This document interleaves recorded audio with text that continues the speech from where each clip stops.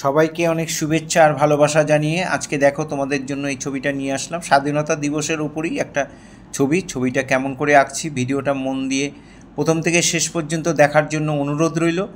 প্রথমে আমরা কাগজটাকে চওড়া করে নেব, লম্বা করে নেব না।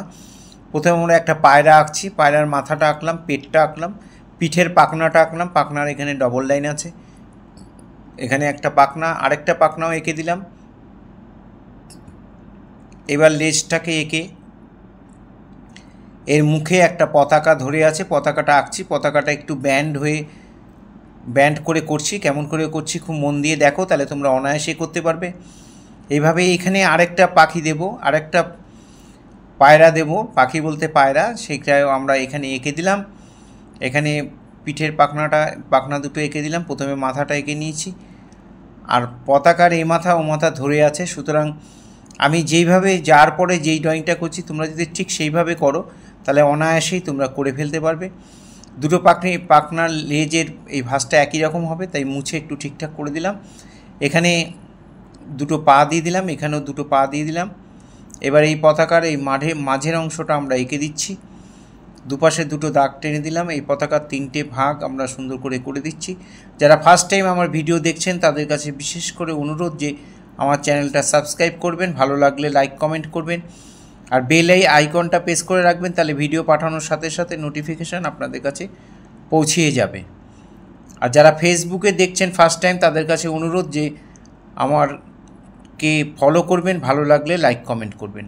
আমরা এখানে লিখব একটা কথা, সেই জন্য আমরা প্রথমে স্কেল দিয়ে লাইন টেনে নিলাম। লেখার জন্য এইভাবে স্কেল দিয়ে টেনেই নিতে হয়, তা নাহলে লেখার প্রত্যেকটা অক্ষর একই লাইনে রাখা প্লাস প্রত্যেকটা অক্ষর সমান মাপ করা এটা খুবই কঠিন কাজ। তাই লাইনটা টেনে নিয়ে আমরা পরপর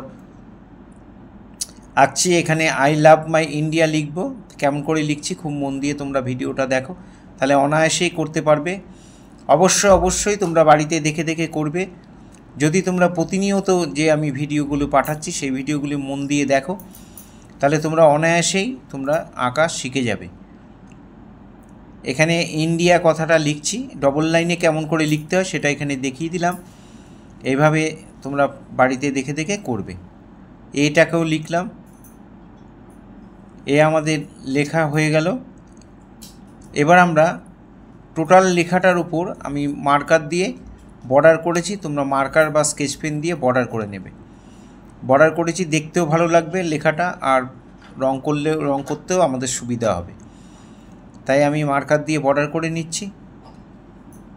তোমরা এইভাবে বর্ডার করবে, কিন্তু পাখিগুলো আমরা বর্ডার করিনি, পাখিগুলো ডাইরেক্ট রং দিয়ে করব, পতাকাটার রং দিয়ে করব, তাই এখানে আর কোনো বর্ডার দিইনি, শুধু লেখাটার মধ্যে বর্ডার দিয়েছি। আমার শেখানো যদি তোমাদের ভালো লাগে তাহলে অবশ্যই লাইক কমেন্ট করবে, আর তোমরা বাড়িতে দেখে অবশ্যই করবে। এবার লেখা হয়ে গেলে এবার আমরা কালার করব। প্রথমে কালার করার আগে ইরেজ করে দিলাম, যেখানে লেখার যে দাগগুলো টেনেছিলাম, যেগুলো এক্সট্রা লাইনগুলো সেগুলো মুছে দিলাম। এবার আমরা কালার করব আকাশের মতো আর কি। কালারটা একটু জল দিয়ে আমরা পাতলা করে ভরাট করে দিলাম। জল দিয়ে পুরোটা ভরাট করে দেবে, তারপরে গ্যাম্বোজি ইয়েলো দিয়ে আমরা পাতলা করে ভরাট করে দিচ্ছি। গ্যাম্বোজি ইয়েলো যেটা সেটা দিয়ে এখানে করবে। যারা প্যাস্টেলে করবে তারা গ্যাম্বোজি ইয়েলো মানে হচ্ছে মিডিয়াম ইয়েলো যেটা, সেটা তোমরা দেখে করে দেবে।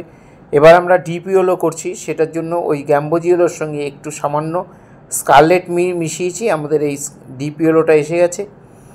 এবার আমরা ডিপ ইয়েলোর সঙ্গে স্কারলেটটা একটু ডিপ করে আমরা এখানে এঁকে দেব, আর এই মাঝখানটার মধ্যে আমরা জল দিয়ে মিলিয়ে দিলাম। নিচের দিকেও আমরা জল দিয়ে প্রথমে করে তারপরে গ্রিন কালার করে তারপর আমরা জল দিয়ে মিলিয়ে দিলাম।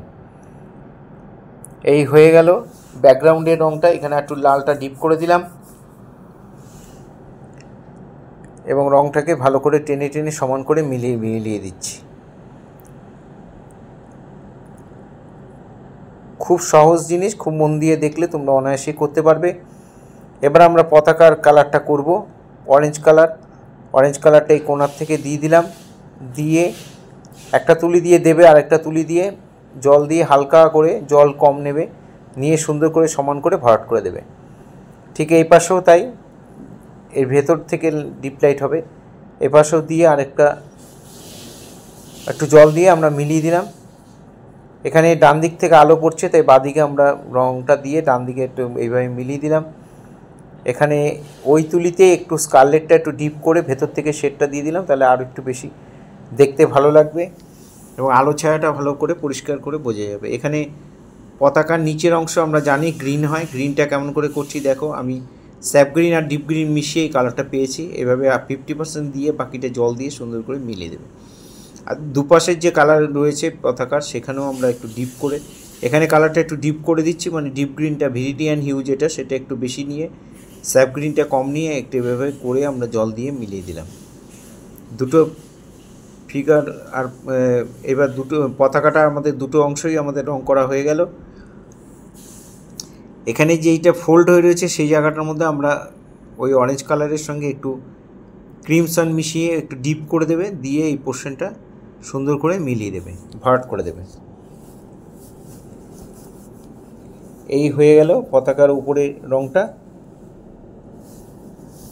এবার আমরা এই আই লাভ ইউ এই জায়গাটা, লাইভ ইন্ডিয়া এই জায়গাটার মধ্যে আমরা 3টে কালার পতাকার মতো করব, তাই একটা স্কেল দিয়ে আমরা একটু সমান করে দাগ টেনে নিলাম, দুটো অংশ যাতে সমান হয়। মাঝখানটা সাদা থাকবে, এখানে উপরের লেখাটা আমরা অরেঞ্জ দিয়ে দিলাম, অরেঞ্জ কালারটা দিয়ে করে দেবে। তোমরা প্যাস্টেলে যারা করবে তারা প্লেন অরেঞ্জ কালার দিয়ে ভরাট করে দেবে। লেখার পুরো উপরের পোর্শনটা আমরা এইভাবে অরেঞ্জ কালার দিয়ে দিলাম। যারা আমার চ্যানেলে প্রতিনিয়ত তোমরা যারা ছবি দেখে বাড়িতে করো বা ছবি দেখো, তাদের সবাইকে অসংখ্য অসংখ্য ধন্যবাদ। আপনারা যারা আমার ভিডিও প্রতিনিয়ত দেখেন, কমেন্ট করেন, তাদের সবাইকেও অসংখ্য অসংখ্য ধন্যবাদ। এভাবেই আমার সাথে থাকবেন, পাশে থাকবেন।